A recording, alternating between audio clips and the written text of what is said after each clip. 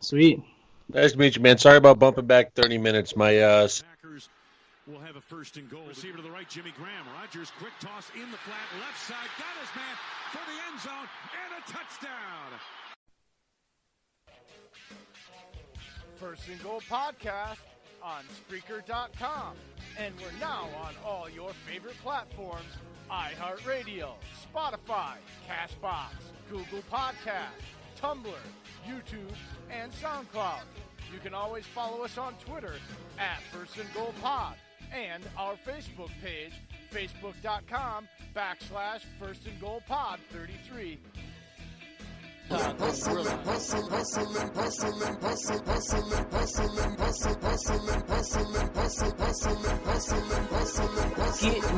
yeah. Every day I'm hustling. Get money, yeah. Every day I'm hustling. Get money, yeah. Every day I'm hustling. Get money, yeah. Every day I'm hustling. 3, 2, 1.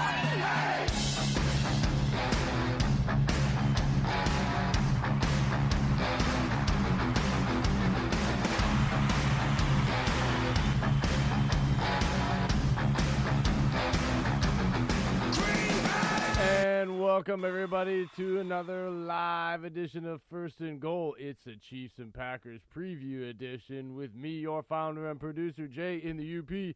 And today we are joined by not only your host with the most, Dave, but a very special guest, Grant Morse of the Arrowhead podcast. Yes, sir. What's up? ready to talk some Week 8 football. I know Grant is. Ooh. I'm not ready to talk about it.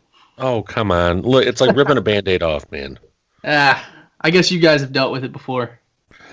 Yeah, man, with Rodgers going down in 17 and Rodgers hurting his knee last year in Week 1 in 18, yeah, believe me, we're used to it. Oh, yeah. So, you know what? Let's go ahead and get right down to the nitty-gritty on this. Man, Kansas City is hosting Green Bay as Week 8 emerges, but, I mean, the elephant in the room, I got to ask, is Patrick Mahomes going to play, or what do you think? Do you think he's going to play, or should he play? I mean, what do you think?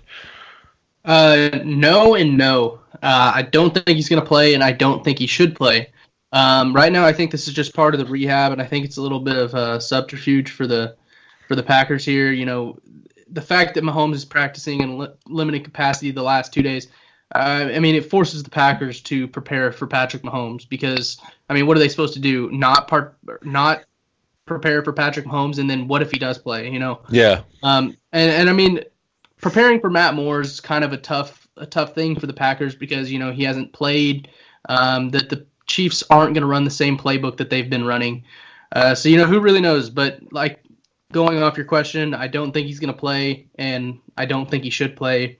For at least the next 2 or 3 weeks. Okay. I mean, I agree that he definitely shouldn't play because of his safety overall. Even Packers, Chiefs, bias, I don't want him to get hurt. He's one of the NFL-like gems. Mm-hmm. And he's a young kid. He reminds me of Rodgers with how he plays being at his age. And I don't want him to hurt his career later on. And I know you told me there was no soft tissue damage, a chance to hurting it. I'm just talking about something else because I don't want him to overcompensate on another part of his body, like his ankle that's already screwed up on his other leg, you know? Yeah, and I mean, I guess that's possible. He could, you know, overcompensate and you know, re-injure the ankle or hurt his other knee possibly or whatever. But I mean, the concern right now, for me at least, the major concern is re-injuring the right knee that he gets injured.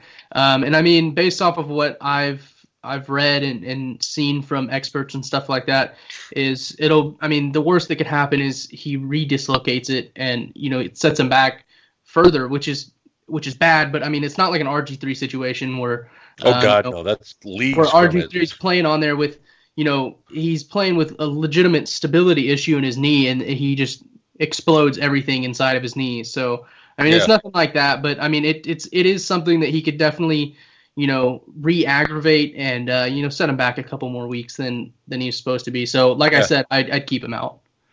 I mean, the Chiefs are 5-2. Mm-hmm. They're in a good spot. even if a loss comes this weekend, you guys are still in good position for the AFC West. The Raiders are looking like a tough 8-8 team. Mhm. Chargers are ugh, and Yeah. the Broncos are ugh. So I mean, it's not Right. like you guys aren't going to win the West, but you guys need that number 2 seed, which, I mean, being in that division, you can easily get it. Because I don't know if Patriots are going to lose, man. I'm watching it. It just seems like every week, you know, it just gets worse and worse for opponents. Sidebar. Yeah, I mean, yeah, Patriots. Let's get right into that. Let's get into that sidebar. Are the Patriots? This is a really Kansas City that Green good? Bay preview. No, I'll talk about the sidebar I'll, because this is important. I'll talk about the right Patriots. now. Yes, I know he will because he's in the AFC and this is his foe. We're gonna get in the sidebar here. And there's the spark that starts the bonfire. I did, yeah. It's a bonfire. It's a freaking wildfire. Hey, we might be a Packers Chiefs preview, but we cover the whole NFL. He's in the AFC. We do. The Chiefs and the Patriots are going to play in the playoffs at some point. We want to get his opinion while he's here. Everybody's barking about the Patriots just like they're barking about the Cowboys, but they haven't played anybody. That was a you? different. I mean, yeah, the Patriots, they haven't played anybody, but I mean, they're the Patriots, so you can't expect them to like go out and suck it up against a good team. They're not going to go out and suck it up against a good team. They're still going to be the Patriots. With that being said, I mean, I don't think they're going to go out there and, you know, hold every team that they played at 3 or 6 points every game. That's simply not going to happen. And I think, I mean, the Patriots have basically cakewalked through the first 7 weeks. They haven't had to deal with any major injuries, and they're basically just doing their thing. I mean, they cut Antonio Brown at will. They traded Martellus Bennett at will today. Like they just don't care. Like they're gonna do whatever they want. Really, they have done for the past 2 decades. And about to cut Josh Gordon. Yeah, I mean, yeah, and they just put Josh Gordon on IR. Who the hell really knows what's going on with him? Because all indications are is that he's actually like perfectly fine, and they're just gonna cut him with an injury designation once he's healthy, and he can, you know, he's gonna hit waivers if it's after the Tuesday trade deadline. But if they do it before that, then he can just go sign wherever he wants. With being healthy. So do you think he's not meshing with Bill's system? I mean, I think he's always been a rebel, so that's why I'm wondering. Josh Gordon? Yeah. I mean, what? He was Cleveland. With the Patriots. He's been with the Patriots for what, 3 years? 2 years? Not 3. He was traded last year. Yeah, so I mean, they stuck with him. I mean, he stepped away from the game because he relapsed. I mean, he was that's what I'm saying. He was in a mental hospital basically. Yeah, I mean, they stuck with him. They stuck with him. So I don't. That's kind of weird because the Patriots usually don't stick with guys like that, and they stuck with Gordon because I think with Bennett Michael Bennett that they just traded. That's a guy that I think he's not meshing with the system, and you know. Oh God, no! After calling out the suspension on top of that yesterday, that.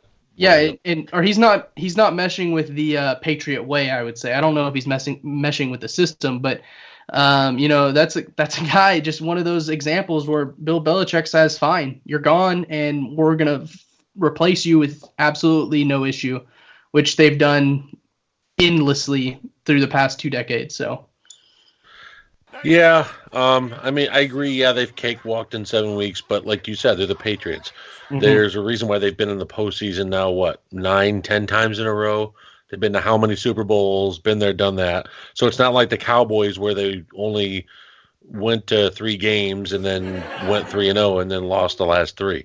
This is the Patriots where anybody comes their way, they're still going to win by 1 point or 50. Right. And I mean, with the Patriots, I mean, I think the Buffalo Bills are a good team.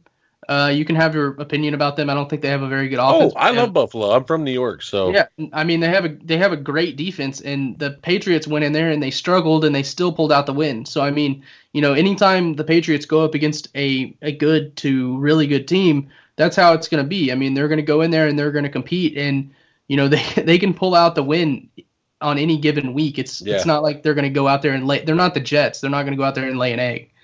So. Yeah, definitely agree on that.